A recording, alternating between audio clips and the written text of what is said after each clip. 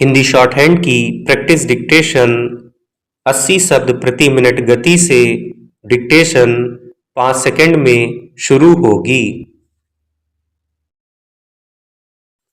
Start. महोदय, दुनिया में अनंत रहस्य हैं।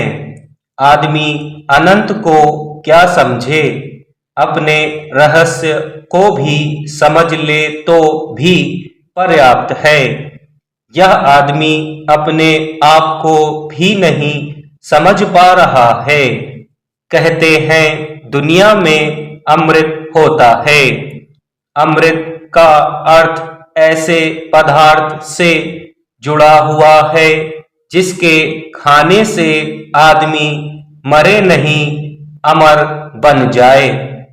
अमृत फल, अमृत बेल जैसे अनेक शब्द प्रयोग चलते हैं, पर हमारी जानकारी में ऐसा कोई पदार्थ नहीं आया जो आदमी को अमर बना दे।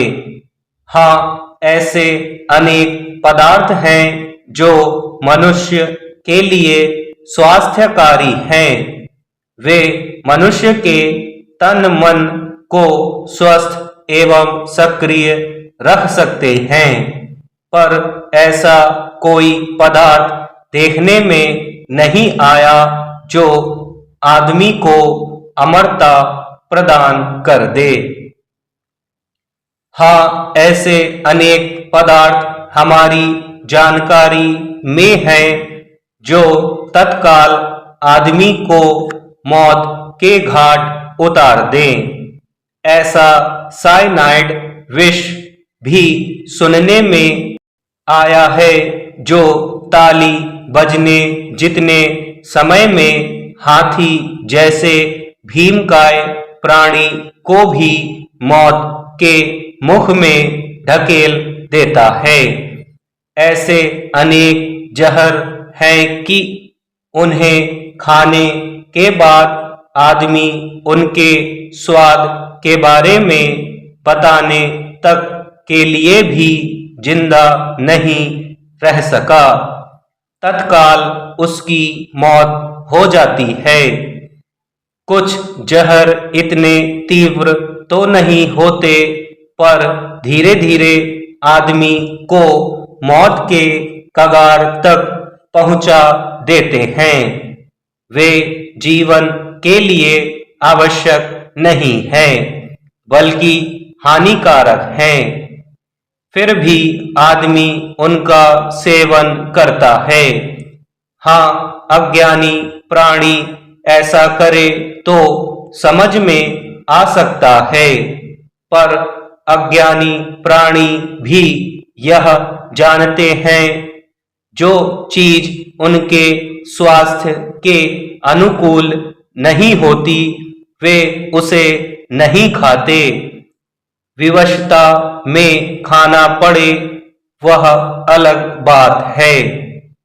फिर भी पशु अज्ञानी है।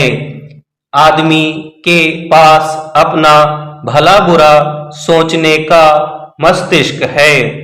इसके बावजूद वह यदि अज्ञानी बनता है, जहर खाता है, तो उससे बढ़कर नादान कौन हो सकता है। जहर के अनेक रूप हैं, पर नशा तो उसका स्पष्ट दिखता हुआ रूप है। नशे की शुरुआत कुसंगति, कौतूहल या फैशन के रूप में होती है। धूम्रपान उस मंजिल की ओर उठा हुआ पहला कदम है। धूम्रपान करना बच्चा या तो अपने परिवार से सीखता है या पास पड़ोस और मित्रों से। शुरू में इससे थोड़ी स्फूर्ति अनुभव होती है, पर धीरे धीरे वह स्फूर्ति आदत बन जाती है। फिर आगे चलकर गाड़ी धूम्रपान तक ही नहीं रुकती। महोदय, शरीर की थकावट तथा मानसिक परेशानियां भी इसका कारण बनती हैं। पर नशा करने वाले परिवारों की हालत इस हर जगह हमेशा देख सकते हैं। भले ही कितनी ही व्यवस्था क्यों ना हो, पर जिस घर में नशे का प्रवेश हो जाता है, उस घर से श्री शांति कूच कर जाती है। फिर भी आश्चर्य यही है कि लाखों करोड़ों लोग मौत के इस कूच में शामिल हो रहे हैं। मजे की बात तो यह है कि बहुत सारे समझदार लोग भी इसके चंगुल में फंसे हुए हैं। नशे से होने वाली हानियों के बारे में अब कोई संदेह नहीं रह गया है। अनेक विद्वान अनेक चेतावनियां दे चुके हैं, पर कितने आश्चर्य की बात है कि मौत से जूझने वाले अनेक डॉक्टर भी नशे के आत्मघाती जाल में फंसे हुए हैं। यह सही है कि नशा विविध रूपों में आदमी को नुकसान पहुंचाता है। यही वह सड़क है जो आदमी को अपराध जंगलों में ले जाकर छोड़ती है। जो नशे के आदी बन जाते हैं, उनको समझा पाना बहुत कठिन है।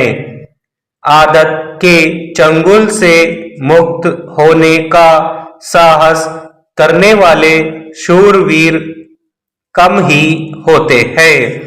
ऐसी स्थिति में यही उचित लगता है कि कम से कम उन लोगों को तो बचाया जाए जो अभी तक इसकी चपेट में नहीं आए।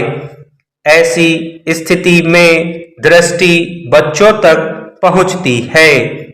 यदि उन्हें सन्मार्ग दिखाया जाए तो संभव है कि उनको व्यसन में पड़ने से रोका जा सके।